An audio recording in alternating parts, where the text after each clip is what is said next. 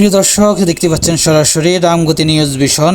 উপস্থিত রয়েছি আমি আবু সালমান, রামগতি উপজেলার অবদার বাজার বিসমিল্লাহ ফুডস একটা ফ্যাক্টরিতে দেখতে পাচ্ছি যে অস্বাস্থ্যকর যে খাবার তৈরি করতেছে। আমরা দেখতে পাচ্ছি যে মাছি মশা বসে আছে খাবারে। দেখলাম যে খাবারগুলো নিচে পড়ে আছে এবং কি যারা কাজ করতেছেন তারা তাদের যেভাবে থাকা দরকার তারা সেভাবে না থেকে তারা ভিন্ন রকম কাজ করে যাচ্ছেন।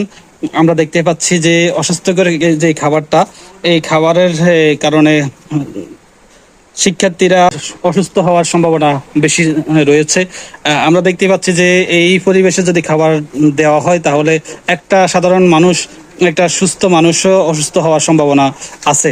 তো আমরা তাদেরকে প্রশ্ন করে জানতে পারছি যে তারা অভিযোগ রয়েছে তারা গরমের কারণে এভাবে রয়েছে, এমনটি তারা আমাদেরকে জানিয়েছে। কিন্তু আমরা দেখতে পাচ্ছি যে গরমের তো খাবার যে তৈরি করতেছে, ঘাম পড়তেছে গা থেকে, তারা চুল পড়তেছে, এরকম একটা আমরা সরাসরি দেখতে পাচ্ছি।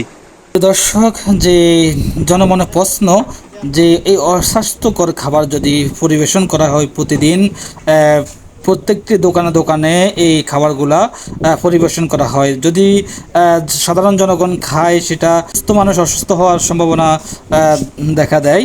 তো প্রিয় দর্শক, আপনাদেরকে আমি দেখানোর চেষ্টা করেছি যে খাবারে কিরকম মাছি মশার থেকে শুরু করে যে কীভাবে খাবারগুলো তৈরি করতে চেষ্টা করতেছে তারা, আমরা সরাসরি আপনাদেরকে দেখাচ্ছি।